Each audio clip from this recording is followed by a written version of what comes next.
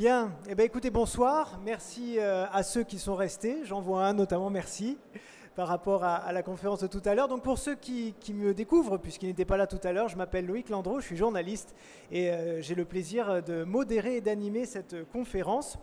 Il y a quelques minutes, nos experts sont intervenus et ont débattu pour mieux comprendre comment on peut agir pour informer le grand public sur les accidents de la vie courante et en faire baisser le nombre, bien évidemment. Et bien, on va continuer d'échanger sur ce thème. On va voir ensemble comment interpeller le grand public sur ces questions grâce à l'information préventive. Et avec moi, pour en parler, 4 invités. Catherine Stalkoutas, présidente de Calixis, qui nous proposera directrice. Ah, pourtant, il y a marqué présidente sur... Ah bon, bah alors c'est directrice, d'accord, directrice. Donc, Catherine Stalkoutas, directrice de Calixis, qui nous proposera une présentation des différentes politiques de prévention en Europe. Et donc, nous verrons quels sont les modèles à suivre. Bonsoir. Le général Bernard Péricot, vice-président du Fonds pour la culture et le management des risques, et Claude-Olivier Martin, son directeur général, qui vont nous expliquer comment on peut sensibiliser par le jeu avec la cité de la prévention des risques. Bonsoir, mon général, et bonsoir, Claude-Olivier Martin. Avec nous également Laurence Derrien, responsable communication de l'Observatoire national interministériel de la sécurité routière. Bonsoir. Non, c'est pas ça ? Ah d'accord, bon, très bien. Qui va partager avec nous l'exemple réussi de la communication grand public de la sécurité routière, une manière de s'adresser au grand public qui porte apparemment ses fruits. Donc pourquoi ne pas s'en inspirer, tout simplement? On va le savoir. Bonsoir à vous et merci à tous en tout cas d'être là. On va commencer donc avec vous, Catherine Stalkoutas, pas présidente, mais bien directrice donc, de Calixis. Vous allez nous présenter les différentes politiques de prévention en Europe et les modèles à suivre. C'est à vous.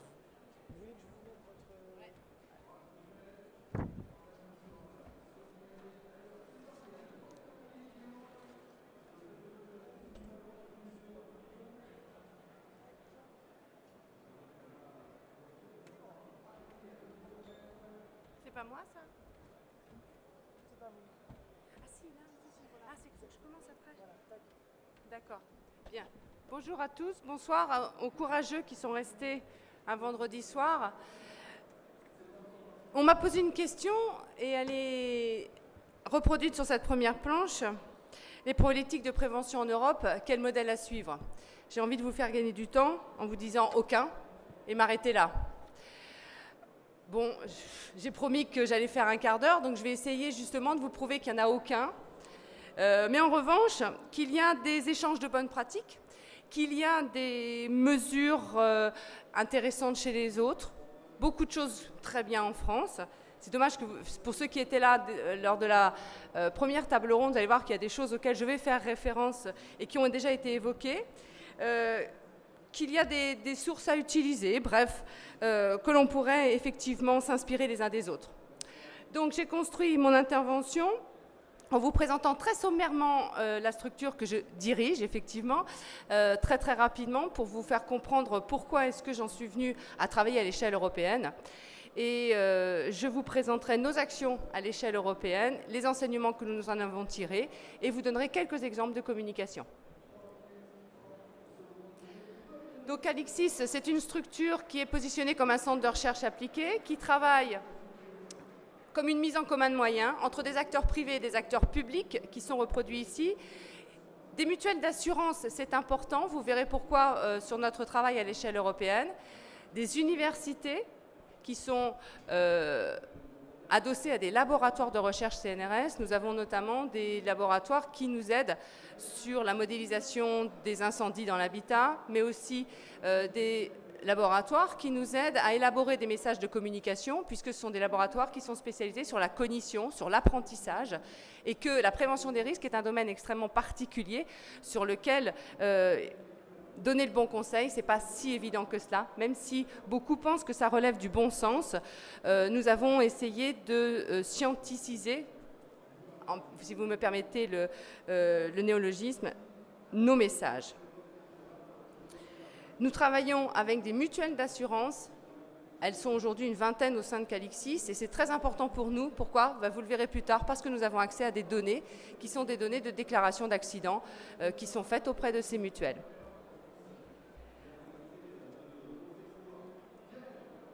Alors, comment travaillons-nous? Eh bien, nous travaillons de la recherche fondamentale jusqu'à l'information de l'individu. On peut schématiser en disant que nous intégrons toute la chaîne de prévention en allant du savoir-faire au faire-savoir. En amont, des laboratoires de recherche qui nous aident, je ne vais pas y revenir, mais sur des sujets liés à de la modélisation, de l'élaboration d'outils, de moyens. Et juste en dessous, une étape extrêmement importante dans notre travail, c'est l'évaluation de l'enjeu. On a beaucoup travaillé sur ce sujet lors de la première table ronde, donc j'y reviendrai pas, mais l'épidémiologie du phénomène est très importante pour nous, et nous travaillons là-dessus sur deux axes. La mise en place d'une cohorte, la cohorte Ma Vie, j'y reviens pas puisque ma collègue l'a montré tout à l'heure et on a montré toute l'importance, qui est une cohorte d'individus à qui nous demandons de nous déclarer les accidents, mais de l'autre côté, un observatoire qui s'appuie sur les déclarations de sinistres qui sont effectuées auprès des mutuelles d'assurance et qui vont nous permettre d'aller sur de l'analyse qualitative, sur du scénario d'accident, savoir à qui ça arrive, comment, pas forcément de façon représentative, mais pour que nous comprenions bien le phénomène d'accidentologie. Et ce travail-là, d'observation du phénomène, à partir des données des mutuelles, nous l'avons élargi à l'échelle européenne. C'est un observatoire que nous menons en France depuis une petite quinzaine d'années, qui fonctionnait bien, qui donnait pas mal de résultats, qui nous permettait ensuite d'aller sur de l'expérimentation de produits pour sécuriser l'habitat à partir d'événements et de phénomènes qui étaient issus de cet observatoire. C'est la raison pour laquelle vous avez un pavé expérimentation, puisque nous disposons de laboratoires d'usage qui nous permettent de faire du test d'usage de produits. Et enfin, de créer des outils ludopédagogiques, des outils didactiques, des outils de type universitaire, bref, tout type d'outils qui nous permettent d'informer, de former, de sensibiliser le grand public ou les professionnels. Alors, un petit florilège de chiffres qui n'ont pas d'intérêt en soi en termes d'explication de chacun d'entre eux, mais pour moi, ils avaient un intérêt. C'est la mortalité des enfants de moins de 20 ans à l'échelle européenne. J'ai repris des pays les plus significatifs, mais c'est surtout ce que je souhaiterais vous montrer à partir de ces chiffres, c'est la grande disparité qu'il peut y avoir entre les pays européens, puisqu'on va passer de 5 morts à 28, en gros, on va laisser les virgules de côté en Grèce, et de voir que vous avez évidemment dans ces pays une disparité importante, quel que soit le domaine, la cible ou le facteur de risque, c'est-à-dire quel type d'accident. Et on a cherché à aller un petit peu plus loin pour comprendre quels sont les indicateurs importants à analyser dans l'exposition au risque. Qu'est-ce qui fait que dans certains pays, l'exposition au risque à certains types de risques est plus importante que dans d'autres? Il est évident que nous manquons beaucoup de données à l'échelle européenne. Nous manquons de données de référence sur la sociologie de ces pays, qui soient communément admis et qui soient reproductibles dans tous ces pays, qui nous permettent de faire un lien fort entre ces indicateurs, ces déterminants et le préjudice de type accident de la vie courante. Forte de cette grande disparité de mortalité que l'on retrouve également sur la morbidité, eh bien, nous avons élargi notre observatoire à plusieurs pays européens. Nous avons travaillé au sein de 8 sociétés d'assurance. Alors évidemment, elles appartiennent tous au domaine de l'économie sociale, qui représentent 5 pays d'Europe. Et nous sommes allés au sein de ces entités recueillir tous les sinistres survenus à domicile sur une année de référence, pour aller rechercher encore une fois ce qui avait été déclaré auprès de ces mutuelles en termes d'accidents. Mais ce qui nous a intéressé, c'est également de trouver autour de cette accidentologie, de ces faits recueillis au sein des dossiers de sinistres, quels étaient les déterminants socio-économiques qui pouvaient varier d'un pays à l'autre et qui pouvaient expliquer de telles différences. Encore une fois, on est allé plus sur du quali que sur du quanti.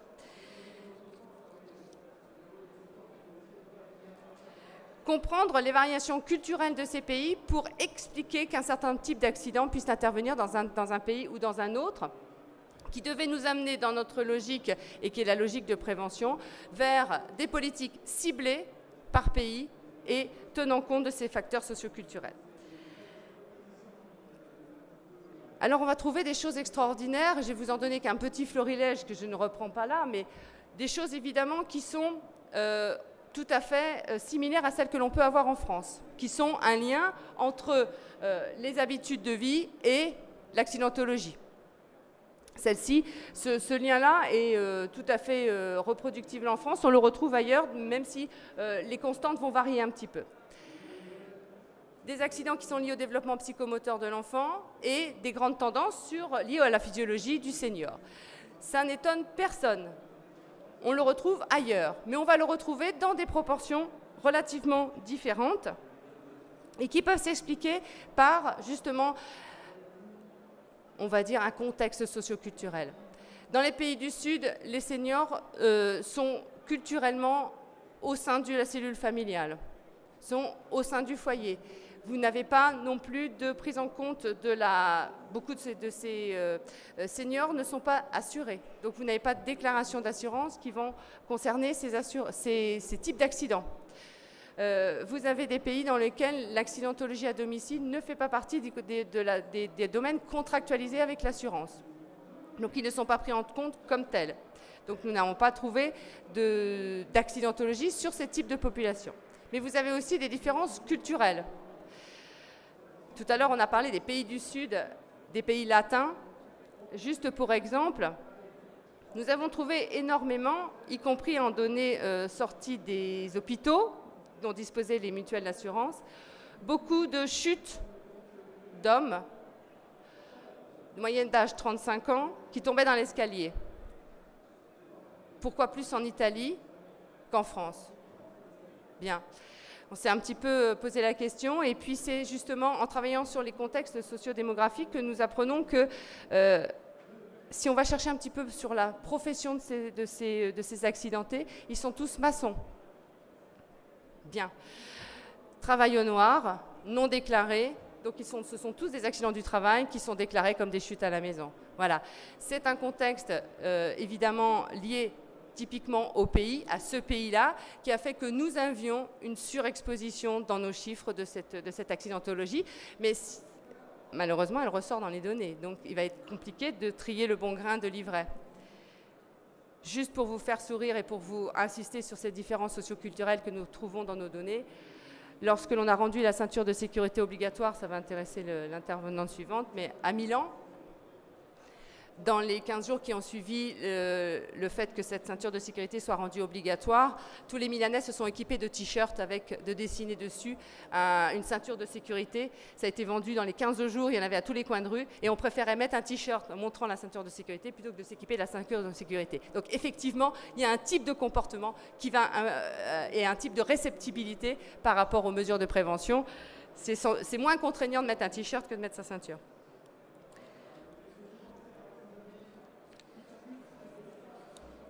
Alors, là-dessus, je vais passer vite puisqu'on en a parlé.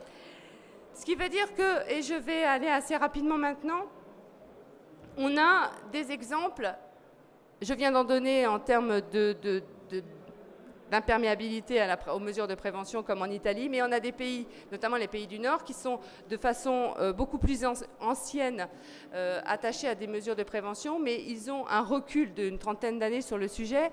Et ça va aussi répondre un peu à des questions qui s'étaient posées à la table ronde précédente. Que faire pour faire passer des messages de prévention? Eh bien, l'exemple suédois montre que c'est un faisceau de mesures, c'est un faisceau de messages qui arrivent par l'école, qui arrivent par la réglementation, qui arrivent par les pouvoirs publics, par les médias. Et c'est la conjonction de tous ces faisceaux sur une génération qui fait qu'aujourd'hui, on a une accidentologie bien moindre en Suède. Juste pour le détail, tout à l'heure ça a été précisé, mais ils sont équipés à près de 90% de détecteurs de fumée, il n'y a pas d'obligation. D'accord ? C'est une incitation, il n'y a pas d'obligation. Mais aujourd'hui, en Suède, il est totalement ringard de ne pas s'équiper de produits de prévention. Et ce qui a fait aussi au-delà du faisceau d'informations, d'éducation et de messages passés, quel que soit le média, il y a aussi l'environnement de la maison, qui, depuis une trentaine d'années, a évolué vers un plus sécurité. C'est-à-dire que c'est de la normalisation de produits, c'est du produit ciblé, rendu par l'usager, totalement approprié, totalement par l'usager, pardon, et qui en fait que c'est non seulement du comportement, c'est du message, c'est de l'éducation et c'est la sécurisation de l'habitat. Et c'est 30 ans de recul. Donc là, il y a une inspiration à trouver sur ce sujet-là, même si tout n'est pas, encore une fois, à reproduire en France. Il faut tenir compte aussi du caractère socioculturel de nos Français, de notre niveau de maturité par rapport à tous ces messages. Mais force est de constater qu'il est permis aujourd'hui, si on reproduit ce modèle sur les détecteurs de fumée, d'espérer. Aujourd'hui, les pouvoirs publics se sont emparés du sujet. Il y a de plus en plus d'informations et d'éducation qui sont mises en place dans les écoles. On commence à comprendre que le support du jeu, le support des réseaux sociaux peut être un bon support pour faire passer ces messages. On commence à comprendre que l'environnement de la maison peut être sécurisé et volontairement sécurisé. Le détecteur de fumée est une obligation aujourd'hui, mais il peut diffuser sur les autres types d'équipements et on espère que cette prise de conscience ira au-delà du seul risque incendie. Il est donc tout à fait permis, j'ai bien dit permis d'espérer. Mais pour cela, eh bien, nous aurons besoin de communiquer. Et là, c'est peut-être au niveau pouvoir public et prise en compte de tous les risques par les pouvoirs publics que l'on est le plus faible en France. Il y a très peu de communication, grands médias, qui concernent les accidents de la vie courante. Il y en a une il y a quelques années par l'INPES, je crois qu'elle date d'une dizaine d'années maintenant. Qui s'en souvient dans la salle? Bon, voilà, elle est passée une fois pendant un hiver, elle était très bien faite, mais elle a 10 ans maintenant. Ce que je voulais vous montrer maintenant, c'est que communiquer sur les sujets de prévention, c'est délicat. Nous, informer, c'est déjà protéger, c'est le credo de Calixis. Et on s'est fait une règle. Considérant les 20 ans de retour d'expérience sur le sujet et à peu près on fait entre 100 et 150 opérations de terrain et à la rencontre vraiment des individus depuis 20 ans, on a décidé au fil de l'eau, avec également les laboratoires de cognition qui nous ont incités à cela, à éviter les peurs, éviter de faire peur, éviter de passer des messages en s'appuyant sur la terreur. Essayez d'être toujours sur des messages positifs. Je ne dis pas qu'on y arrive à chaque fois. Essayez d'être toujours positif. De ne jamais montrer le mauvais geste. Considérant que dans la panique, quand notre enfant vient de se brûler gravement, j'ai vu un truc, qu'est-ce que j'ai vu? Et dans la panique, si on avait mis un choix à 3 entrées dans notre quiz, eh bien, on risque de se rappeler qu'il faut mettre de l'huile d'olive, surtout d'olive sur la brûlure, au lieu de simplement la passer sous l'eau. Donc on essaie de ne jamais, jamais, jamais, dans nos jeux, inciter à un mauvais geste. Bref, on a mis en place un certain nombre de règles liées à cette communication qui, au fil de l'eau, se sont montrées relativement efficaces, même si on bénéficie d'une chose extraordinaire lorsque l'on travaille, nous, en prévention, c'est qu'on est en face à face, c'est-à-dire qu'on est face aux personnes et que l'on peut communiquer, rentrer dans son univers, rentrer dans ses peurs à lui pour les lever, et rentrer dans un dialogue qui fait que derrière, forcément, c'est plus facile. La grande difficulté des grandes campagnes de communication, c'est contrairement à nous, elles sont multi-cibles, multi-sujets. Donc forcément, le message est diffus, forcément, le message doit s'adresser à tous. Or, on voudrait qu'il s'adresse à chacun. Donc je voudrais vous montrer 3 exemples de campagnes nationales qui ont été, je vais avoir besoin du soutien technique, qui ont été diffusées dans 3 pays différents. Ce que j'aurais aimé vous... Voilà, donc celle de gauche d'abord. C'est que ces campagnes de communication doivent avant tout s'appuyer sur le degré de maturité de la population à recevoir des informations. La première concerne le risque incendie. Elle a été diffusée par le Home Office anglais. si vous y arrivez.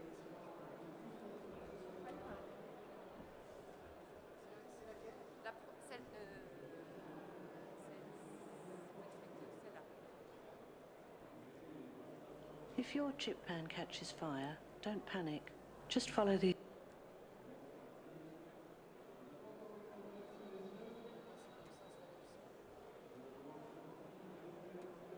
If your chip pan catches fire, don't panic. Just follow these instructions. 1. Turn off the heat. 2. Run a cloth under a tap and wring it out. 3. Cover the pan and then wait until it's cooled right down. Don't try and move the pan, and whatever you do, don't throw water over the fire. The effects can be devastating. Voilà, les Anglais ont 30 ans de recul sur les messages concernant l'incendie. Donc ils vont, ce qu'on appelle dans le trash, hein, y compris sur le domicile, pas seulement sur les campagnes de sécurité routière que vous avez en tête. Aujourd'hui, quand on passe cette vidéo-là, elle fait faire 3 mètres en arrière. Et au bout de la deuxième fois, on n'a plus du tout envie de la voir. Donc on n'a pas atteint notre objectif. On n'est aujourd'hui pas mature pour recevoir ce genre d'image. Donc celle-ci concernait le risque... Ah, je m'en vais. Ouais, j'ai pris des risques et j'ai perdu. Mais il m'a dit que j'étais en retard, alors il s'est dit je veux la noyade. Donc, non, c'est pas celle-là. Non, c'est pas celle-là. Soyons prévoyants sur France 2 avec AXA Santé.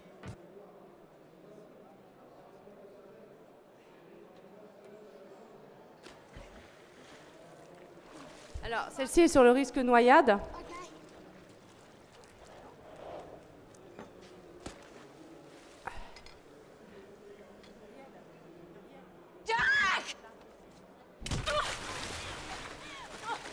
Elle a été diffusée en Australie.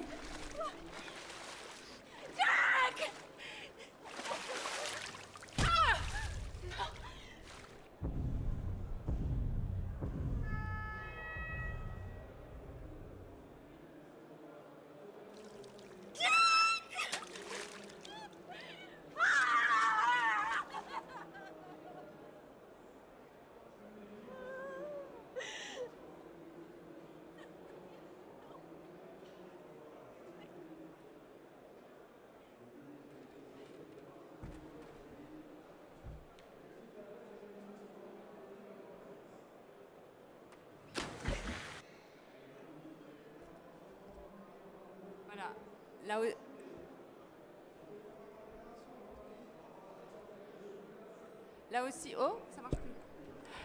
Si.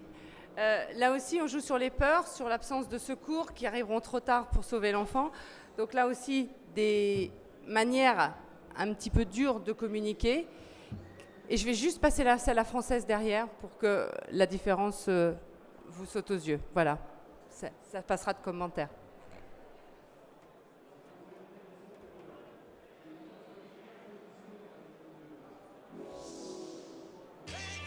Soyons prévoyants.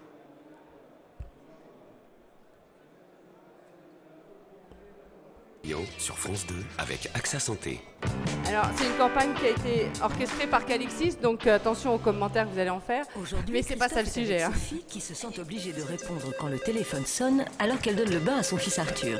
Et pourtant... Vous savez, un enfant peut se noyer en quelques minutes et sans bruit dans seulement 20 cm d'eau. C'est quand même assez rare ce genre d'accident. Au contraire, la noyade est la première cause de mortalité entre 1 et 5 ans. Ne me dites pas ça, je vais passer à la toilette de chat. Non, rassurez-vous, on peut limiter ces risques. D'abord, préparez bien ses affaires avant le bain et ensuite, ne surtout pas répondre au téléphone. Bref, de manière générale, ne jamais le laisser seul dans son bain. Bon, c'est le téléphone qui va rester tout seul. Allô ? Oui.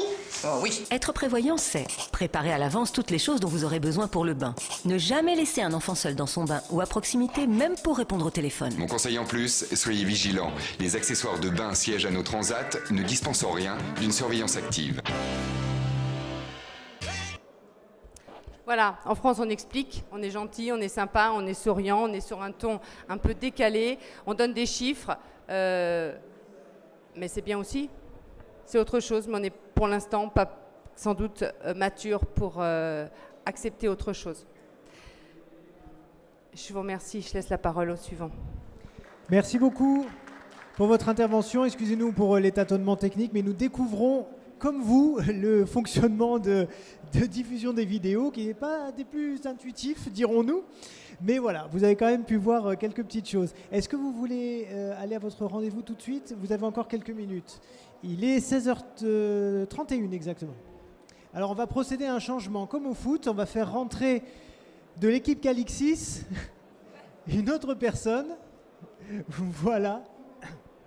Et j'ai quelques questions à vous poser, surtout aux autres intervenants, par rapport à ce qu'on vient de voir. On sait donc qu'il y a des bonnes pratiques, il y a des mentalités différentes dans les pays du Nord.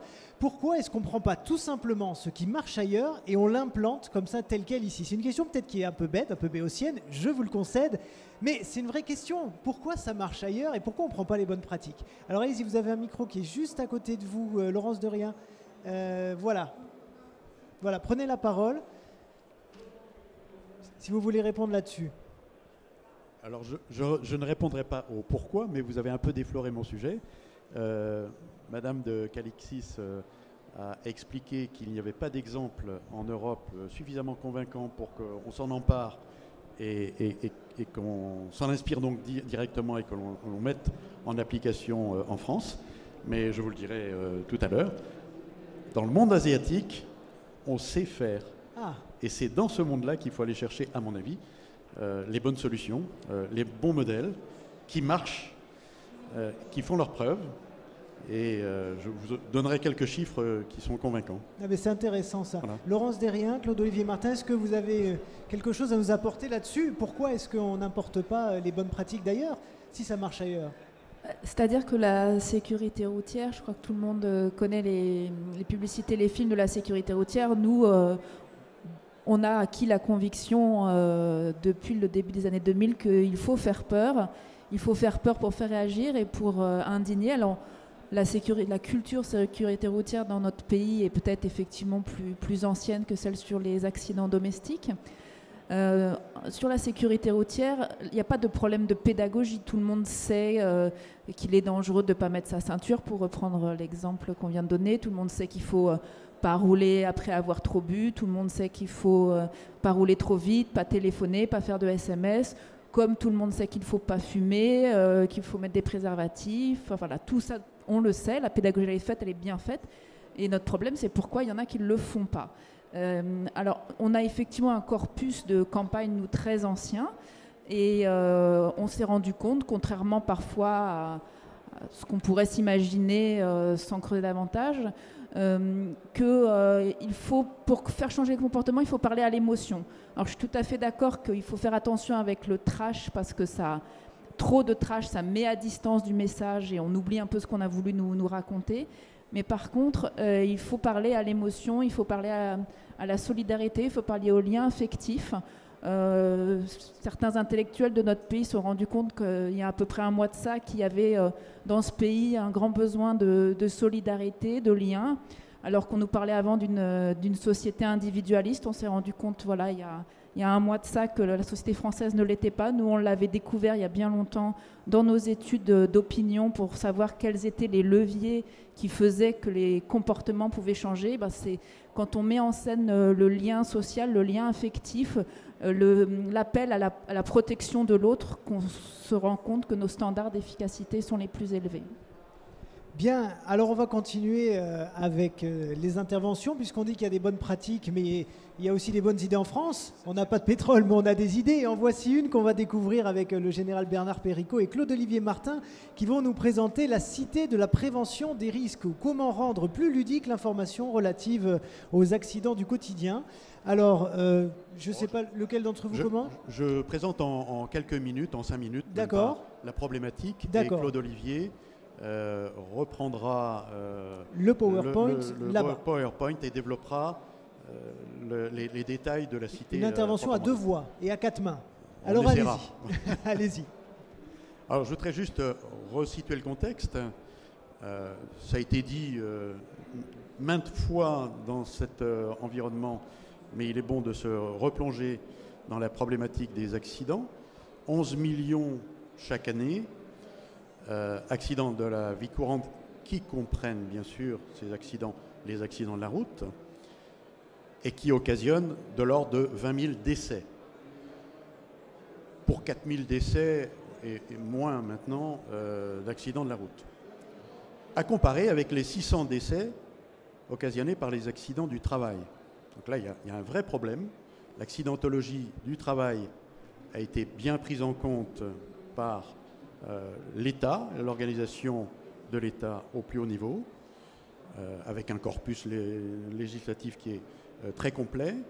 Les accidents de la route ont été eux aussi très bien jugulés. On est parti, je vous le rappelle, de 16 à 17 000 en 72 et une organisation au plus haut niveau de l'État avec un comité interministériel, un délégué interministériel, etc., qui ont fait un travail extraordinaire pour aboutir à une division par 4 du nombre de morts sur les routes, alors même que le nombre de véhicules roulants a été multiplié par 4 pendant cette période.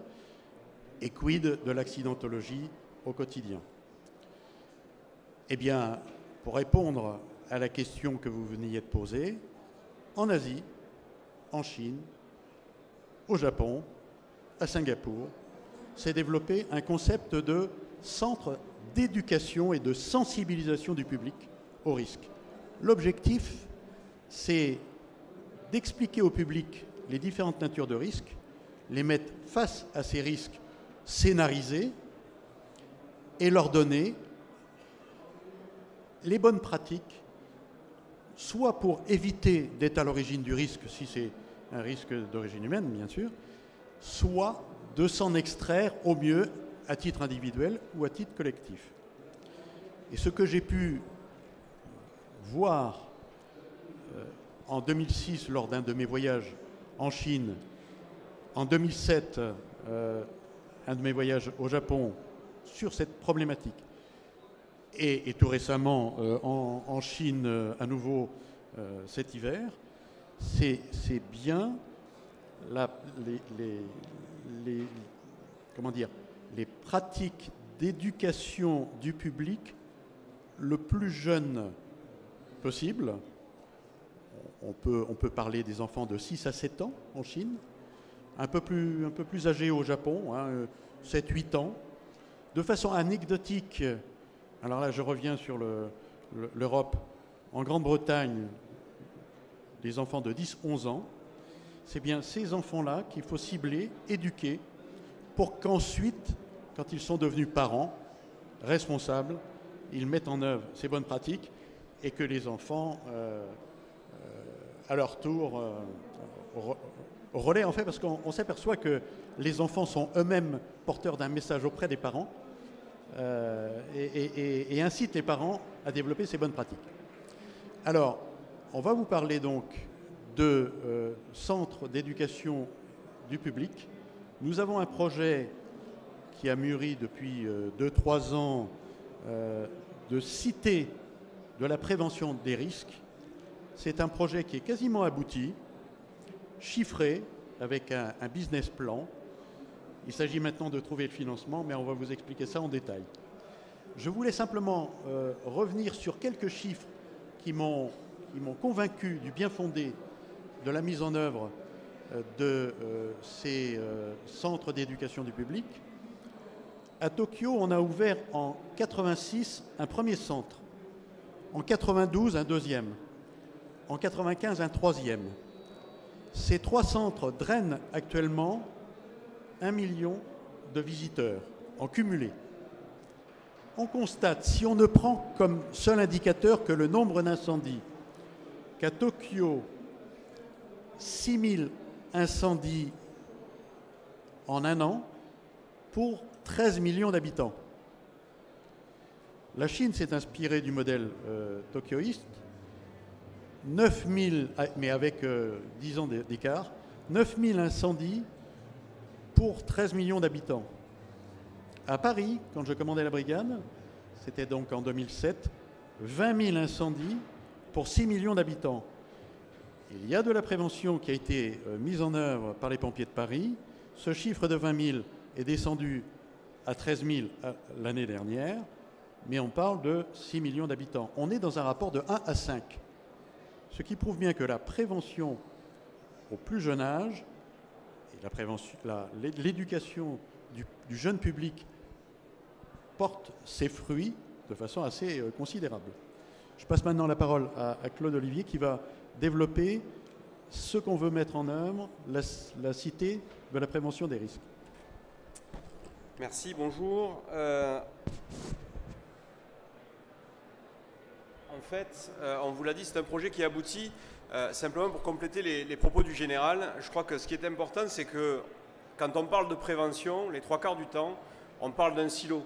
On parle de prévention de sécurité routière, on parle de prévention des risques domestiques, on parle de prévention des risques majeurs.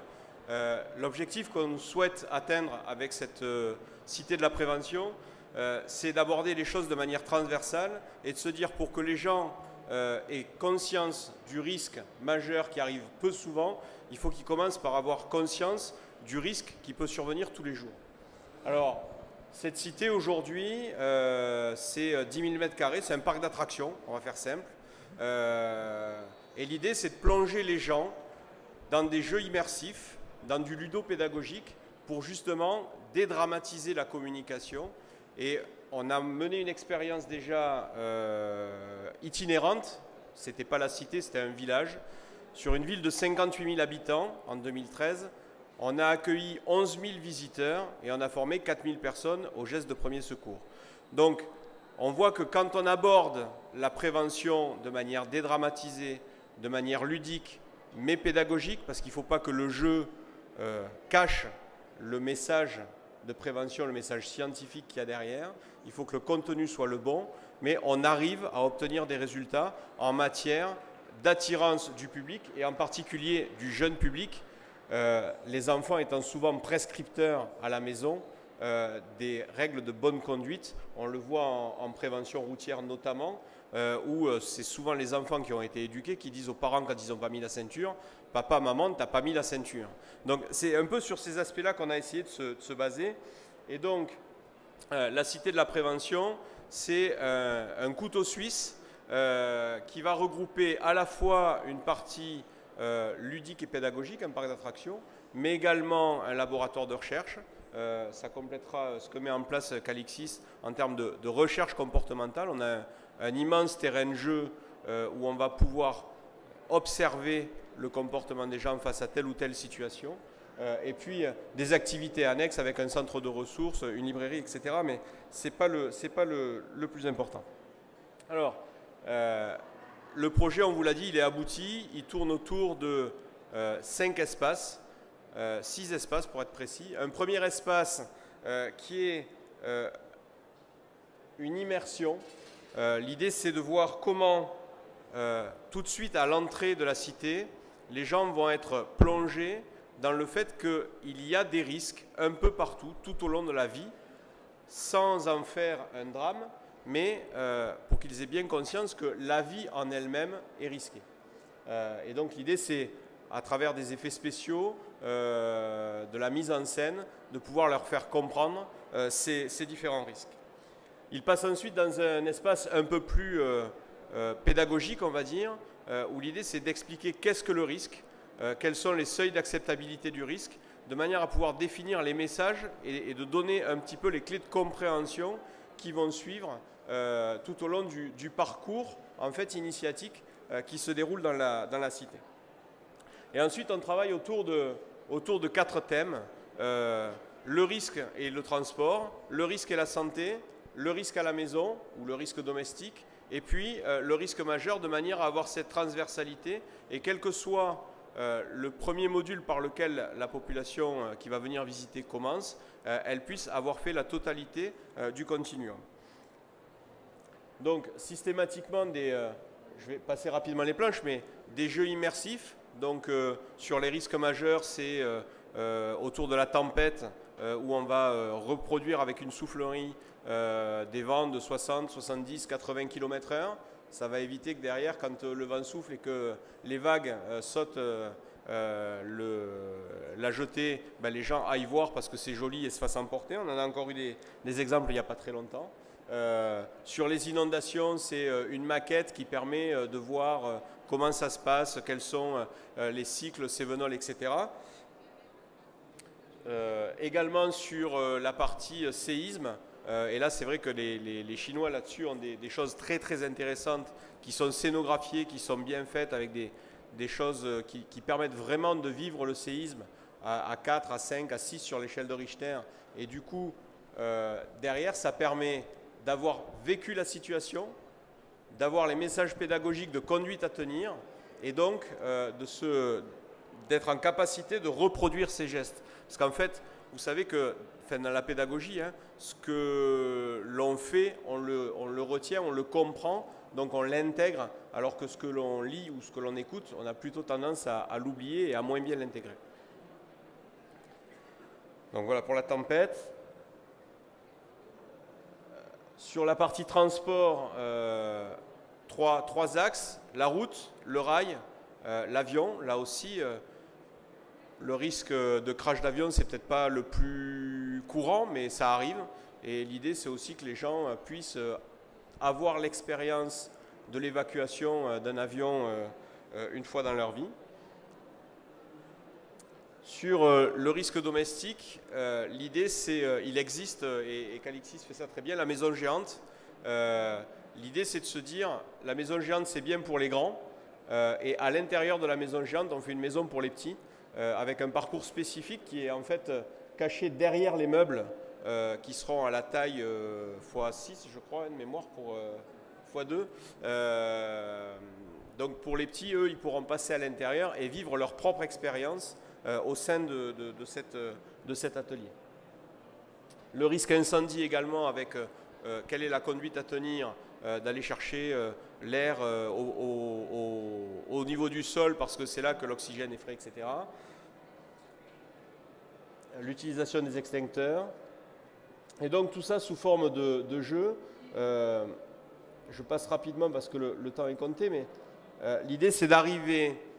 une fois qu'on a parcouru un petit peu tous les risques, qu'on a vécu les différentes situations, c'est de passer dans un espace davantage de préparation, d'apprentissage de la conduite à tenir et de terminer par une mise au cœur de la situation avec, j'aime pas bien le terme, un hommage au secours, mais en tout cas de montrer que autant au quotidien en France, quand on fait le 15 ou le 18, 5 ou 10 minutes après, il y a la camionnette du SAMU ou des sapeurs-pompiers qui est en bas de votre immeuble.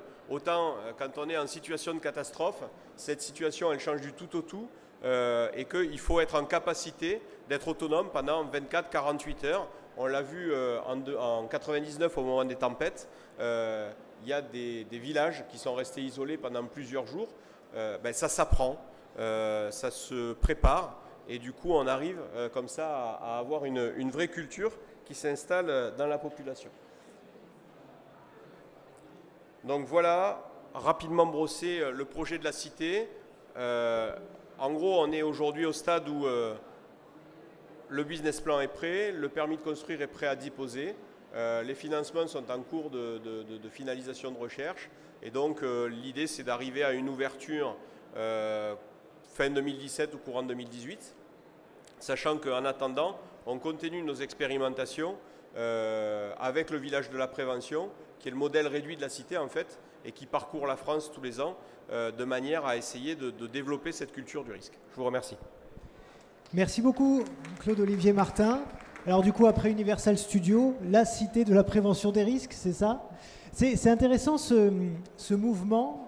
On l'a vu un petit peu tout à l'heure, ce mouvement vers le ludique, de l'apprentissage vers le ludique, qui n'est pas forcément ce que fait la sécurité routière, puisque vous en parlez tout à l'heure, vous êtes dans le choc plus.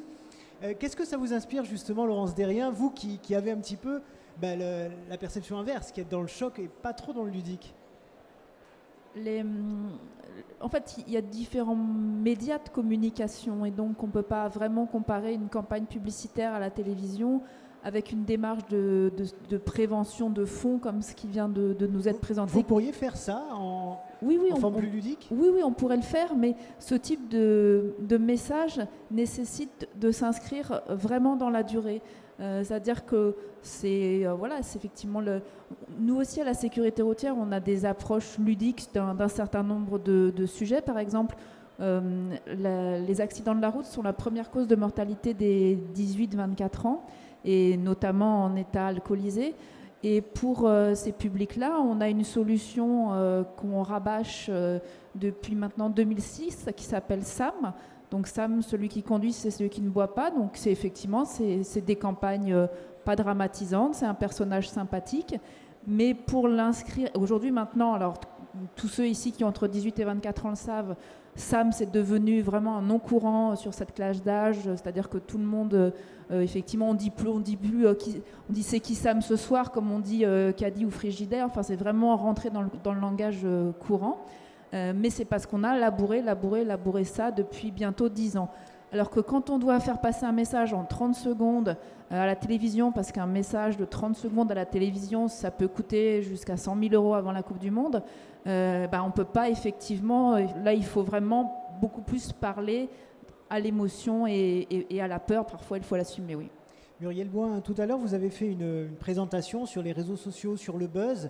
Est-ce qu'il y a finalement que deux façons de communiquer, le choc ou le ludique ? Alors, je crois qu'il ne faut surtout pas opposer l'un à l'autre. Et effectivement, je vais rejoindre Madame. Tout est bon à prendre. Et tout va construire l'un avec l'autre.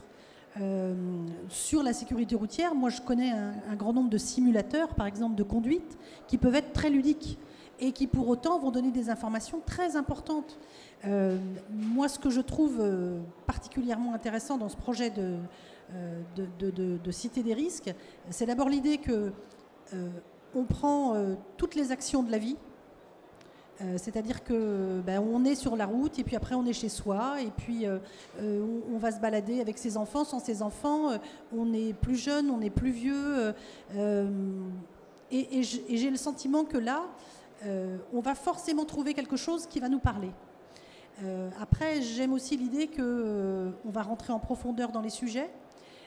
Et puis, le ludique, peut-être pour répondre à votre question précédente, c'est intéressant en matière de prévention des accidents de la vie courante parce que les accidents de la vie courante, il y a une grande culpabilité autour de ces accidents.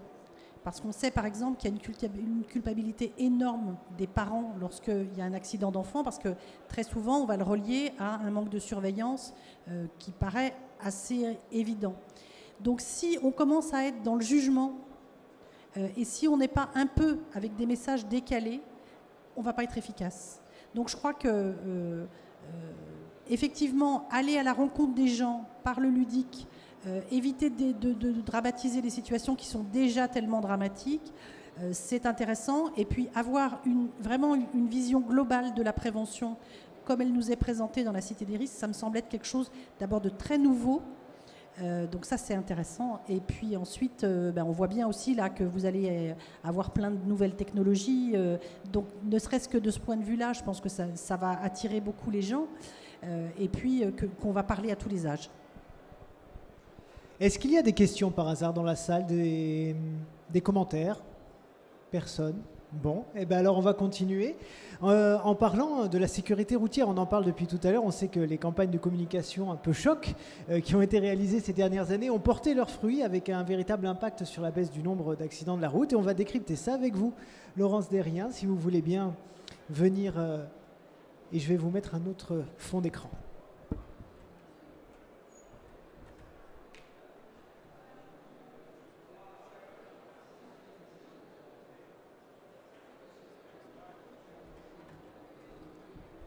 Oui, bonjour à tous. Je suis Laurence Derrien, je suis la directrice de la communication de la sécurité routière depuis 2008. Et je suis donc venue vous parler d'une politique publique qui a effectivement, on l'a dit à plusieurs reprises, très bien marché. Alors c'est peut-être même l'une des rares, peut-être la seule, mais on était en 1970 autour de 18 000 morts, on l'a dit tout à l'heure. On est arrivé l'année dernière à 3 388 personnes tuées sur les routes. Donc vous voyez, c'est effectivement un progrès considérable avec une accélération très marquée depuis 2002, puisque en 2002, on était à 8000 morts sur les routes et donc on est à 3300 aujourd'hui avec malheureusement une légère remontée l'année dernière. Donc comment a-t-on réussi à obtenir ces résultats? Eh bien par un triptyque qui donc est la mise en corrélation de 3 forces que sont le portage politique au plus haut niveau. Donc le président de la République, Jacques Chirac, a fait de la sécurité routière une grande cause nationale en 2002. Et force est de constater que toute considération politique mise à part, ça a vraiment considérablement changé les choses. Le deuxième pied de notre tabouret, c'est le contrôle-sanction. C'est ce qu'on va appeler un peu rapidement la répression, même si ce n'est pas un terme très sympathique. Alors effectivement, dans les accidents domestiques, dans un certain nombre d'autres accidents, vous allez me dire c'est plus difficilement importable, peut-être, mais aujourd'hui les détecteurs de fumée sont obligatoires, donc c'est aussi un moyen d'action qu'il ne faut pas regarder voilà, avec mépris. Et puis ensuite, l'éducation, la prévention, la communication, qui joue pleinement son rôle et qui a 2 rôles. Celui, effectivement, de faire changer les comportements, mais aussi celui de rendre la règle acceptable, parce que si on ne travaille pas l'acceptabilité sociale de la règle, elle n'est pas, elle sera rejetée. On peut prendre par exemple... il y a un sujet extrêmement urticant en France, c'est les radars. Et notamment, il y a eu une décision politique prise en 2011 par ce qu'on appelle le Comité interministériel de sécurité routière, c'est-à-dire ce sont les différents ministres et le Premier ministre qui se réunissent et qui annoncent un certain nombre de mesures sur la sécurité routière. La mesure la moins populaire dans les sondages que nous, on mène régulièrement, c'était supprimer les panneaux devant les radars. Donc ça arrivait tout en bas, tout en bas, tout en bas. Voilà, c'était vraiment ce dont les Français n'avaient pas envie. Ce comité interministériel de sécurité routière a décidé de supprimer les panneaux devant les radars. Ça a fait un tollé national parlementaire. Et alors là, on est rentré dans le grand n'importe quoi dont vous vous souvenez peut-être pas, mais ensuite on s'est dit, ah oui, mais on va supprimer les panneaux, on va mettre des radars pédagogiques à la place. Puis plus personne n'y comprenait rien. Et finalement, tout ça, effectivement, ne s'est pas fait, a été abandonné. Donc sans acceptabilité sociale, et ça c'est le travail de la communication de le faire, les mesures sont rejetées par l'opinion et in fine par le politique et elles ne se mettent pas en place. Donc un grand travail effectivement, déjà de savoir ce qui est acceptable, de connaître l'état de l'opinion et ensuite de travailler. Ce n'est pas non plus des magiciens, la communication, hein, ce n'est pas non plus une science exacte, mais en tout cas de travailler cette acceptabilité sociale. Alors comment nous on a travaillé, en fait notre travail en tant que communicant, c'est de savoir ce qui se passe dans la tête des gens. Mais pas dans ma tête à moi, ni dans la tête de mes collègues, non. C'est un petit peu comme l'équipe de France de foot, c'est-à-dire que vous avez 66 millions de sélectionneurs de l'équipe de France de foot, bah vous avez aussi 66 millions de délégués interministériels à la sécurité routière en France, tout le monde sait quoi faire. Donc effectivement, notre travail à nous, c'est de sortir de nos propres présupposés, de nos propres impressions ressenties, notamment de Parisiens qui ne conduisent pas, et d'aller effectivement... en permanence avec des instituts de sondage à la connaissance de ce qui se passe dans la tête des gens, de gens qui ne sont pas comme moi, qui ne sont pas comme les gens que je fréquente, qui sont des gens qui conduisent, qui sont des gens qui sont en province, qui sont des gens qui ont des accidents, puisque à Paris on se tue quand même pas beaucoup dans les accidents de la route. Voilà, donc c'est ce travail-là. Et à partir de ça, on dégage ce qu'on appelle dans notre jargon des insights, c'est-à-dire des leviers, des choses, des boutons sur lesquels on va appuyer dans la tête des gens et qui vont faire que leur comportement va changer. Alors, c'est comme je le disais tout à l'heure, ça varie en fonction si on est à la télé, ou à la radio, dans le digital, dans une cité comme on en parlait tout à l'heure. Les recettes sont bien sûr pas les mêmes. Mais nous, on sait que pour faire changer les comportements, il faut s'adresser, il faut que nos messages touchent au moins 80% de la population, et que notre message, ils l'entendent plusieurs fois. Ça s'appelle la couverture et la répétition. Donc, c'est un petit peu comme pour la vaccination. Quand vous voulez éradiquer un virus, il faut qu'il y ait quand même au moins un certain pourcentage de la population qui accepte de se faire vacciner pour la sécurité routière, et je pense pour d'autres changements de comportement, c'est un petit peu la même chose. Donc on va effectivement déterminer ce qu'on pense qui... Alors on ne cherche pas à plaire, on ne cherche pas à ce que nos publicités, les gens les trouvent sympas, en général ils ne les trouvent pas sympas d'ailleurs. C'est pas ça qui... On est dans l'obsession de l'efficacité. Comment on la dégage, cette efficacité? On réunit des groupes de personnes à chaque campagne et on teste différentes idées créatives. Donc en gros, 3 idées de films différents pour faire simple. Et là, on apprend énormément de choses. On apprend effectivement comment ça se passe à l'intérieur des... On fait ça avec des instituts d'études dont c'est le métier, bien sûr. Et comment effectivement ça se passe, comment le message... Tel message va me faire changer mon comportement et tel autre pas parce que je vais le mettre à distance, parce qu'il ne me concerne pas. Donc, une fois qu'on a effectivement fait ce travail préalable avant de lancer une campagne, on fait cette campagne et ensuite systématiquement on post-teste, c'est-à-dire on vérifie tout le temps l'efficacité de notre campagne en posant tout le temps les mêmes questions. Donc là, ce sont des études quantitatives, on appelle ça des sondages aussi, des échantillons représentatifs de notre cible. On pose tout le temps les mêmes questions pour pouvoir comparer les campagnes entre elles. Mais les nôtres, mais aussi par exemple pouvoir se comparer avec l'INPES ou pouvoir se comparer avec l'INCa, enfin pouvoir se comparer avec tous les gens qui essayent de faire changer les comportements. Et donc, avec ce corpus de connaissances, on arrive à savoir quels sont les leviers qui marchent et qui ne marchent pas. Et comme je vous le disais tout à l'heure, pour un format télévisuel, pour nous, la télévision, c'est le seul mass média, donc c'est le seul mass média qui peut arriver à faire changer les comportements, à toucher le plus grand nombre. Donc notre conviction, c'est que c'est vraiment un média tout à fait indispensable. Pour arriver à faire changer les comportements, on s'est rendu compte que c'est quand on arrive à toucher à l'émotion et à l'affectif des gens, comme je vous le disais tout à l'heure. Alors, par exemple, je vais vous prendre un exemple tout bête. La catégorie de population la plus en risque en matière de sécurité routière, ce sont les jeunes hommes de 18 à 25 ans. Et ces jeunes hommes de 18 à 25 ans, quand on leur dit « ne fais pas ça, c'est dangereux », c'est précisément pour ça qu'ils vont le faire. Donc c'est vraiment, il ne faut surtout pas leur dire « ne fais pas ça, c'est dangereux ». Ne roule pas trop vite, c'est dangereux. Donc comme ils sont dans l'accès à la virilité, voilà, il faut qu'ils démontrent que c'est des mecs, donc il faut démontrer l'accès à l'état d'homme. Manifestement, je ne suis pas une spécialiste, mais passe par le fait de rouler bourré trop vite dans des grosses voitures. Donc si précisément on leur dit ne le faites pas, c'est pour ça qu'ils vont le faire. Donc on est un peu embêtés. Et puis on s'est rendu compte d'une chose. Un jour, on a fait une campagne de pub qui s'appelait Les coups de fil. Et où en fait le film était une séquence de ce fameux coup de fil qu'on reçoit pour apprendre l'accident d'un proche. Et alors là, on s'est rendu compte dans nos fameux post-tests, dans nos études après diffusion de cette campagne, que les jeunes hommes étaient totalement, là pour le coup, extrêmement perturbés par le fait que leur maman puisse recevoir ce coup de fil. Donc depuis, on casse des mamans recevant des coups de fil, leur apprenant la mort de leur fils, à peu près, pas dans toutes nos pubs, mais enfin, voilà, c'est un levier qu'on a trouvé et qu'on a effectivement, voilà, qu'on a beaucoup utilisé, notamment dans un film qui porte bien son nom, qui s'appelle Insoutenable.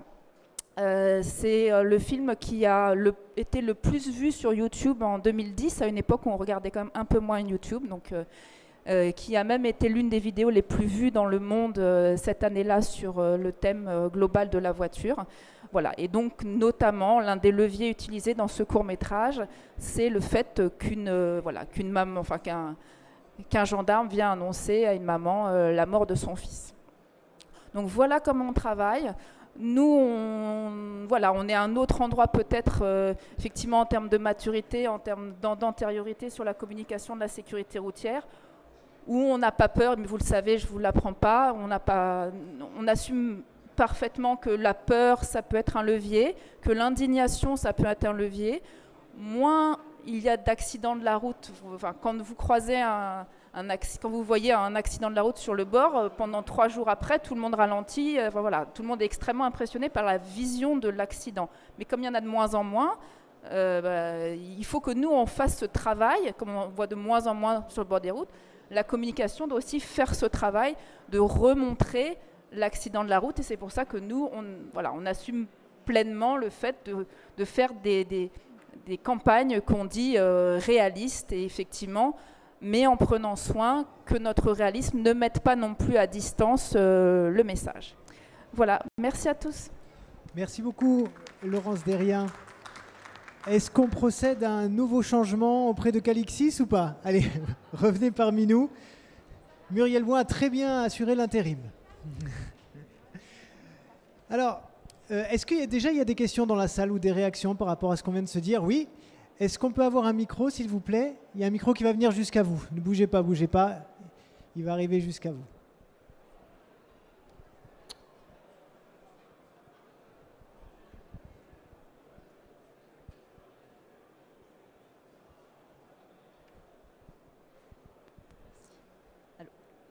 Voilà, allez-y. Oui. Alors, moi, je voulais juste réagir par rapport à quelque chose. Je suis formatrice de secourisme. C'était quoi? C'était fin décembre. On a fait une formation de secourisme, de premier geste de secours, dans une auto-école en Charente. C'était la première fois qu'on le faisait. C'était une initiation de secourisme et on s'est basé sur comment intervenir plus spécifiquement sur un accident de la route. Il s'est avéré que dans le bilan de satisfaction de cette formation, les jeunes, donc c'était surtout des jeunes qui étaient comment on appelle ça déjà, en stage code, voilà. Et la manière en fait de dire qu'un accident peut être pris assez simplement en charge par un secouriste formé, ils étaient tous pratiquement formés au PSC1, avec en plus une petite prévention sur les accidents, c'est avéré qu'il se disait effectivement je m'arrêterai peut-être plus souvent sur un accident de la route maintenant que je sais que en toute impunité en tant que citoyen je peux intervenir sans être sans avoir un préjudice par-dessus. Donc après il y en a beaucoup qui m'ont dit effectivement j'ai besoin de publicité choc. C'est ça qui m'a un peu... J'ai besoin. Oui, j'ai besoin. C'est vraiment le mot besoin, c'est intéressant, ce mot besoin. C'est ça d'ailleurs qui m'a un peu choquée pour le coup, parce que pour l'avoir passé il n'y a pas longtemps mon permis, ce genre de publicité-là, c'était niette. Je ne pouvais pas les regarder parce que j'ai déjà une petite sensibilité par rapport au secourisme, parce que je suis monitrice. Ce genre de publicité, ça ne me va pas. Et alors ces jeunes me disaient, pour la plupart, c'était une vingtaine dans cette formation, et pratiquement la moitié m'ont dit, moi j'ai besoin d'images où... presque j'ai besoin de voir des morts sur un accident pour vraiment me dire mince, ça pourrait m'arriver ou à quelqu'un d'autre. Donc c'est vrai que quelque part quand on se dit c'est choquant de voir qu'on peut mourir sur un accident, mais c'est vrai que les jeunes en ont besoin. Alors c'est intéressant ce retour, Laurence Derrien, vous êtes plutôt la mieux placée pour nous parler de ça, mais je voudrais aussi avoir le retour de reconnaître publiquement que je ne suis pas sadique, donc effectivement c'est pas, on adorerait faire rire la France, ça nous est arrivé de le faire avec Karl Lagerfeld normalement, donc quand on peut on le fait, mais effectivement je rejoins tout à fait ce que vous dites, c'est que quand on va effectivement à la rencontre des gens, on se rend compte que effectivement le levier qui les travaille c'est celui-là, et on continue, on ne se désespère pas, on va de temps en temps les voir en leur présentant des projets créatifs plutôt rigolos, plutôt sympas, et ils sont déçus. Enfin, je veux dire, oui, mais non, mais la sécurité routière, on ne l'attend pas à cet endroit-là, non, voilà. Oui, donc effectivement, c'est pour ça que, enfin voilà, c'est pas par sadisme, mais c'est effectivement parce que c'est cette parole-là qu'on entend et qui fait le travail. Alors, Général Perico, vous qui êtes partisan du 100% ludique, 100% jeu avec la Cité du Risque, ça doit vous parler quand même. Oui, tout à fait. Ça me permet de rebondir sur cette notion de séquence émotion. On a prévu dans notre centre que l'un des espaces soit dédié aux sauveteurs secouristes Alors évidemment, étant pompier, je pense immédiatement à l'action des pompiers, mais pas seulement. En fin de parcours, on fera un hommage aux sauveteurs, en les traitant de héros un peu à l'américaine, hein, c'est vrai, mais de telle façon à ce que le public prenne conscience de l'engagement des sauveteurs dans des situations extrêmement périlleuses. Et alors là, on trouvera des images réelles cette fois-là, hein, qui montreront à quel point les pompiers sont capables de générosité jusqu'à la mort pour aller sauver des personnes en situation extrêmement difficile. Et c'est pour répondre à ce genre d'attente, hein, qu'on a décidé de clôturer la cité de la prévention des risques par cet espace dédié aux sauveteurs. De telle façon à ce que tout un chacun prenne conscience de la nécessité d'éviter d'être à l'origine précisément de ces situations dramatiques. Hein. Tout faire pour que le public soit sensibilisé, ému, mais aussi qu'en sortant, ils se disent « mais que faut-il que je fasse ?» Alors en fait, le centre, on a été concentré sur ce qu'on allait faire dans l'immédiat, c'est-à-dire un centre national, vocation même européenne, pourquoi pas, visant à développer un modèle, mais l'objectif n'est pas de s'arrêter à un seul centre national, mais que ce centre soit la pierre angulaire de tout un dispositif qu'on espère mettre en place dans les dizaines d'années. Je suis un peu utopiste, mais il faut savoir rêver. Hein. Dans les dizaines d'années qui viendront, installer des centres régionaux ou interrégionaux à vocation de rappel du centre national, avec des spécificités éventuelles. À Grenoble, on fera plutôt un centre avec vocation accidentologie alpine. En bord de mer, à Nice ou à Brest, on aura une séquence sauvetage en mer, bien évidemment, qu'on ne mettra pas en place dans un premier temps dans le centre national, parce que ce n'est pas sa vocation première. Et surtout, d'y attacher un centre de formation du public, cette fois-là. Pas seulement de sensibilisation, ce n'est pas seulement un démonstrateur de risques de toute nature qu'on veut mettre en place, mais aussi un centre de formation du public. Apprendre à utiliser un extincteur, apprendre à ramper au ras du sol, comme l'a expliqué Claude-Olivier Martin, pour éviter la fumée, parce que c'est la fumée qui tue d'abord et avant tout plus que la chaleur, hein, je le rappelle. Apprendre tous les gestes de la vie quotidienne qui permettent d'éviter d'être à l'origine des risques, et surtout apprendre à faire en sorte que pendant que les secours s'acheminent, 10 minutes à Paris, mais n'oubliez pas, maintenant que je suis en province lointaine, 15 voire 20 minutes avant que les sapeurs-pompiers volontaires n'interviennent sur le site, que faut-il que je fasse? Que faut-il faire pour stabiliser la situation ou extraire les victimes avec mes modestes moyens? Et on sait faire des choses sans être un pompier, sans être un sauveteur, sans être un secouriste. On peut mettre en œuvre des bonnes pratiques au quotidien. Et c'est ça qu'il faut qu'on fasse passer au public. Hein. Ne pas faire croire au public qu'il peut devenir un spécialiste. Il n'aura pas, bien évidemment, ni les moyens, ni le temps de le faire, ni les finances, tout simplement. Mais bien expliquer comment se sortir de toutes ces situations difficiles. Claude-Olivier Martin, vous vouliez ajouter quelque chose? Après, je reviens vers vous, Catherine Saint-Jean. Juste peut-être pour compléter par rapport aux différents types de communication. Je pense que ce sont des temps de communication qui sont différents. Si on veut arriver à construire une culture du risque, il faut sûrement commencer par le ludique avec les plus jeunes, parce que si on veut que les plus jeunes soient en capacité de réagir et qu'on ait à terme peut-être plus besoin d'avoir des images chocs, c'est bien la formation au début, à l'école, à la maison, par le ludique, ça marche. Je pense que la communication avec des images chocs, qui aujourd'hui est un besoin pour une partie de la population, elle répond à un manque de culture du risque et à un besoin peut-être un peu de, pardonnez-moi, de voyeurisme ou de sensationnel. Ça renvoie à se faire peur à sa propre mort. Et du coup, on est sur des temps vraiment différents, des messages qui sont différents et des objectifs qui sont différents, même si l'objectif principal et ultime, c'est diminuer le nombre de morts. Mais voilà, on n'est pas sur les mêmes publics, on n'est pas sur les mêmes temps.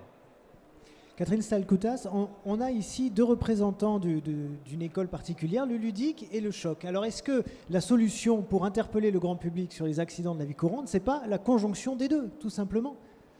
La conjonction des deux, je ne sais pas, mais je souscris totalement à ce qui vient juste d'être dit là. Sur les accidents de la vie courante, on n'a pas d'histoire encore de la communication.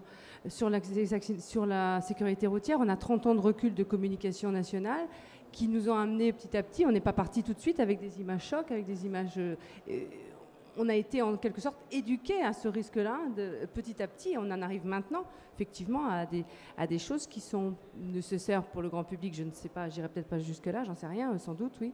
Et sur les accidents de la vie courante, eh ben, on commence le chemin, nous. Donc là aussi, on commencera par le ludique, on commencera y compris sur les adultes, sur les enfants, et on fera peut-être dans 30 ans, je tiendrai peut-être le discours inverse, si je suis encore... non, je serai à la retraite. Mais en tous les cas, peut-être qu'on en arrivera effectivement à montrer véritablement ce que montrent les Anglais aujourd'hui, c'est-à-dire un visage de femme complètement brûlé pour limiter le risque de brûlure dans la cuisine. D'ailleurs, comment vous expliquez qu'on y soit venu si tard à cette communication ? Vous dites que la sécurité routière a 30 ans d'avance. Pourquoi est-ce que les accidents de la vie courante ont 30 ans de retard ? Les accidents de la sécurité routière, c'est lié à... une réglementation sur l'espace public.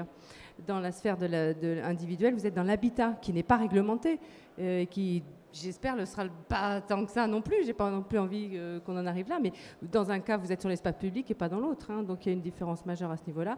Et puis des lois successives, des prélèvements sur les cotisations d'assurance obligatoires qui ont fait qu'il y avait de l'argent pour la prévention. Et puis voilà, c'est parti. Ça veut dire que les gouvernements n'ont pas pris assez tôt les accidents de la vie courante Au secours.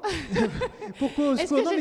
J'ai le droit d'appeler un ami ou non, bien un sûr, notaire, si vous voulez, le 50-50. Voilà. Non, mais c'est une vraie question. Ce retard-là, j'aimerais bien qu'on arrive à l'analyser.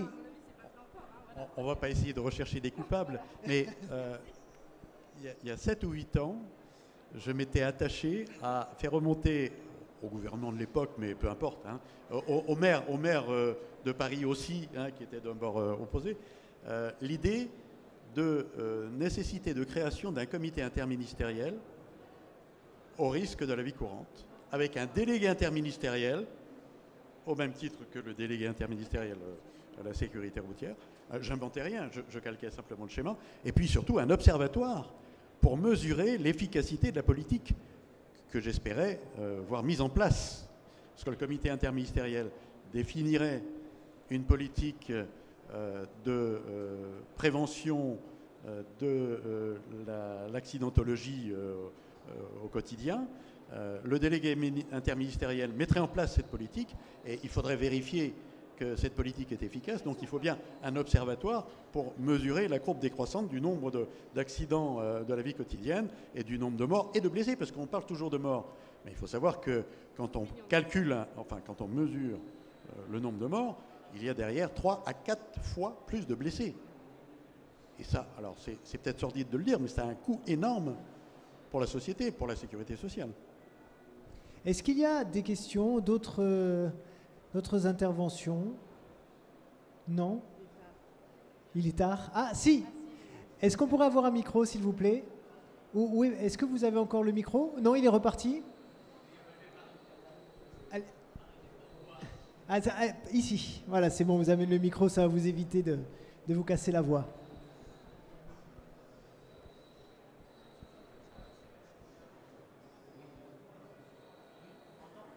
Non, on ne vous entend pas. Allez-y, parlez bien. Peut-être que le micro n'est pas allumé. Ah bon, non. Oh, c'est très bien, c'est très très bien. Oui, le mot coupable m'a fait un peu peu sursauté. Ça me rappelle une phrase célèbre, responsable mais pas coupable. Hein. Mais ceci étant, au niveau de la formation et au niveau du permis de conduire, ne serait-il pas possible d'envisager quand même une formation secouriste à toutes les personnes qui passent le permis, et puis lors d'une intervention de répression, allez, une remise à niveau. Voilà. Je sais que derrière ça, il y a une histoire de coût. Hein. J'irai même plus loin. Dans mes voyages successifs en Chine et au Japon, j'ai pu constater, notamment en Chine, que pour obtenir le baccalauréat, il est imposé aux enfants, aux scolaires, chaque année, de suivre un stage et de le réussir. Et ce sont les pompiers qui sont les formateurs. Les enfants vont classe entière avec leur professeur principal, se former 2-3 jours pour les petites classes, puis une semaine, puis 15 jours pour la dernière année préparant au bac. Et on a le droit de passer le bac que si on a satisfait à toutes les obligations et si on a le diplôme bien tamponné. Et seulement dans ce cas-là, on peut passer le baccalauréat. On peut calquer, j'imagine, le même schéma. On peut toujours rêver. Laurence Derrien ? Pour la sécurité routière, je parlais. En fait, c'est une idée qui tourne dans le réseau de la sécurité routière et notamment qui a fait l'objet d'une proposition parlementaire. Donc c'est arrivé aussi au niveau de nos représentants. À titre personnel et citoyen, moi je trouve que c'est l'une des meilleures idées qu'on ait jamais eues, effectivement, d'assortir la formation au permis de conduire, par exemple, d'un stage de secourisme, parce que effectivement, déjà ça permet de savoir aider l'autre en cas de problème, mais aussi c'est une sensibilisation extraordinaire à son propre comportement sur la route. Voilà, c'est juste à titre personnel et citoyen parce que mon administration, elle trouve pas du tout que c'est une bonne idée. Pourquoi, je peux vous l'expliquer aussi, parce qu'en fait... il y a un coût. Voilà, parce qu'en fait, mon administration, donc la délégation à la sécurité et à la circulation routière, est aussi en charge du permis de conduire. Et on demande à mon administration de se débrouiller, et ça fait beaucoup de bruit cette semaine, pour que le permis de conduire coûte moins cher. Donc on en est à le faire passer par les postiers, là.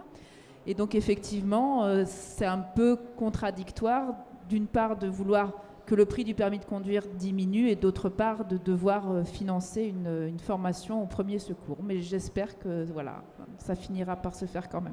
Claude-Olivier Martin. Juste un complément, je suis effectivement complètement d'accord. C'est pas forcément augmenter le coût du permis de conduire, hein. Il suffit de dire, quand vous allez récupérer votre permis de conduire à la préfecture, il faut que vous présentiez l'attestation de formation au premier secours. On ne s'appelle plus comme ça, c'est le PSC1, mais je suis un vieux de la vieille, c'est pour ça. Mais avoir un diplôme de premier secours, ça apprend à réduire la vulnérabilité, enfin ça apprend à réduire les conséquences de l'accident. Ça n'apprend pas à éviter l'accident. Or, tout l'enjeu, c'est quand même de changer le comportement sur la route, pas de savoir ce qu'il faut faire après, même si c'est mieux de le savoir. Donc, une fois que j'ai dit je suis pour qu'on ait fait le premier secours, je dis ça n'empêche pas qu'il faut mettre en place les mesures qui vont permettre d'éviter l'accident. Ce n'est pas le même objectif et la même cible. L'exemple que vous donniez sur la Chine et le baccalauréat, ça me fait poser une question. Finalement, est-ce qu'il n'y aurait pas besoin d'une loi, un peu comme la loi Morange, mais en plus dure, qui encadrerait tout ça et qui permettrait aux gens, comme on le fait en Chine, d'être obligés d'avoir une formation au secourisme? Mais là, on est dans l'obligation, mais est-ce que c'est pas ça la solution, au final? Elle existe, la loi, c'est la loi du 13 août 2004. Mais est-ce qu'on peut aller encore plus loin? Dite de modernisation de la sécurité civile. Est-ce qu'on doit être encore plus dur? Elle est déjà très, très précise, cette loi. Elle indique que tout au long du parcours scolaire, il doit y avoir des formations au premier secours et de la formation à la prévention des risques. Vous savez bien, c'est Or, pas cette toujours loi, effectif. non, mais c'est pas tout, c'est qu'elle n'est pas mise en application. Donc, ne tombons pas dans le travers français de dire il faut faire une nouvelle loi. Mettons en application les lois qui existent. Prenons les décrets qui vont bien. Donnons les moyens à l'éducation nationale, mais pas que aux associations, enfin à ceux qui font de la formation, de pouvoir appliquer cette loi avant de vouloir faire une nouvelle loi. La loi, elle existe. Il suffit juste maintenant de savoir comment on l'applique. C'est ça la grande question, on n'aura pas la réponse entre nous aujourd'hui. Est-ce qu'il y a d'autres réflexions? Je me permets de dire encore quelques mots. Donc, au niveau de l'éducation nationale, ils sont très durs de l'oreille. Hein. Très durs de l'oreille hein, pour la formation. Hein. Oui. Est-ce qu'il y a d'autres interrogations, d'autres réflexions que vous voudriez nous faire partager là-dessus? Non. Bon. Alors, est-ce que vous pouvez... J'aimerais savoir un petit peu comment vous voyez le grand public. Il est là, parmi nous, il est dehors, mais parfois on a du mal à le toucher. Alors, la sécurité routière le fait très bien. La cité de prévention des risques va le faire probablement très bien. Mais comment chaque acteur du secourisme peut aller chercher les Français chez eux? Par quels moyens très précis on peut aller plus loin dans la sensibilisation au grand public? C'est une large question encore, mais ça vous... Alors là, je vais faire une large réponse. C'est tous les faisceaux sont bons à prendre. Et c'est l'enfant, c'est la télé, c'est l'école, c'est la mère, c'est l'assistante maternelle. Peu importe le média, c'est son association du coin, etc. C'est la démultiplication des moyens, des médias, des supports qui fera que c'est le modèle suédois, qui fera que, à force, ça va finir par rentrer, forcément. On n'est pas différent des autres. Oh, pardon. Oh, excusez-moi. Est-ce que vous pourriez pas tous, vous ici, mais ceux qu'on a eus tout à l'heure, vous mettre ensemble? On en a parlé un petit peu, pour faire une communication globale, très précise, très choc et ludique. Est-ce que ce ne serait pas une solution? C'est vraiment une question que je vous pose. Pourquoi pas, mais ça sera un one-shot. Au contraire, c'est le problème de la grande cause, pourquoi pas. Mais ce message-là, il faut le répéter dans le temps, sur la longueur, sur une génération, et encore une fois, de façon multiple. Donc tous les acteurs peuvent se coordonner, mais chacun a sa place à prendre à un certain niveau. Enfin, à mon avis. Mais on peut toujours faire plein de choses ensemble, aucun problème. Oui, bien évidemment. Votre question m'a fait penser à une action qu'on a menée avec notamment la Croix-Rouge française pour essayer de faire passer l'accidentologie, je veux dire au quotidien, je ne vais pas dire domestique parce que je pense plus large, hein, comme grande cause nationale. Ça a failli se faire à plusieurs reprises. Et c'est... Comment? Oui, 4 fois. Si un jour ça débouche, on aura là, à mon avis, la bonne locomotive qui permettra de fédérer toutes les initiatives. Vous dites que ce sera que sur un an, c'est ça? Oui. Mais ça peut contribuer à donner un élan quand même. Mais bien sûr, c'est l'impulsion qui nous manque encore. C'est l'impulsion. Est-ce qu'on termine là-dessus ou est-ce que vous avez quelques autres petites questions, réflexions? Non? Oui? Ah! On a besoin d'un micro par ici, s'il vous plaît. Les questions sont très prolifiques à droite, hein? C'est bien, merci. À gauche aussi, bien sûr.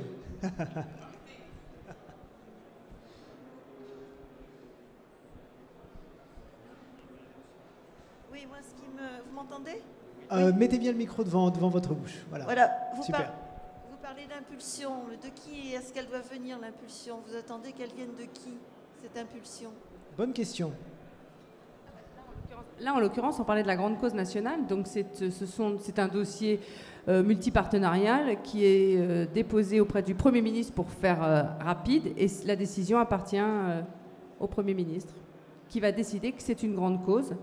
Et qui donc, très concrètement, c'est quoi être déclaré grande cause sur une année? C'est avoir accès aux médias télévisuels. Il y a des créneaux spécifiques qui sont le soir autour de 20h. Enfin voilà, il y a des créneaux sur une année. Et une visibilité médiatique favorisée. Voilà. Peut-être ce qui est sous-jacent dans votre question, c'est pourquoi est-ce qu'on attend le gouvernement et pourquoi est-ce que les associations ne le font pas elles-mêmes? C'est ça que vous... Voilà. Là, en l'occurrence, ce sont les associations. C'est précisément ce qu'on est en train de faire. C'est nous qui portons le projet. Oui, c'est précisément ce qu'on est en train de faire. On est en train de vouloir créer, nous, de notre côté, une cité de la prévention des risques. J'ai essayé de la faire financer par l'État et par la ville de Paris, parce qu'à l'époque, j'étais le patron des pompiers. Je me suis adressé à monsieur le maire de l'époque. les yeux dans les yeux, il m'a dit « Ok, mon général, je vous paye la moitié, mais il faut que l'État participe à l'autre moitié. » Et donc, je suis allé, j'ai monté au créneau, comme on dit, je suis allé jusqu'en comité interministériel présenter, j'ai obtenu l'adhésion de l'ensemble des ministres, parce qu'il faut voir que c'est vraiment interministériel notre affaire. Hein. On est en mai 2011, je crois avoir gagné, et puis début juillet 2011, on me téléphone en me disant « Mon général, il n'y a plus de sous dans les caisses, terminé, votre projet il passe à la trappe. » Voilà. Alors j'ai été rattrapé grâce à la Croix-Rouge française par Xavier Bertrand et son équipe, qui était à l'époque ministre de la Santé, qui par le biais de la Croix-Rouge française s'est rappelé à mon bon souvenir, et on a décidé de tirer la charrue tous les deux au sein d'un fonds de dotation qui est parfaitement privé, donc une structure non étatique, hein, de volontaires bénévoles. Hein, on est tous non rémunérés, hein, je le rappelle, on est tous bénévoles dans cette affaire, et on essaie de faire monter ce projet avec quelques difficultés financières, je ne vous le cache pas. Hein, des modes de financement qui sont difficiles à trouver. Voilà. On y arrivera, hein, mais ça fait quand même 8 ans que je traîne ce projet. Hein. Voilà, on va libérer, s'il n'y a pas d'autres questions, on va libérer Catherine Stalkoutas qui a un train. Si vous... bon, bah alors, écoutez, on va terminer là-dessus. Merci beaucoup à tous d'avoir été là. Merci à vous pour vos interventions. Vous pouvez retrouver toute cette conférence, elle a été filmée en intégralité. Vous la retrouverez sur le site de Secours Expo. Et si vous êtes là demain matin, eh bien, on va se retrouver pour une autre conférence. Voilà, merci à tous.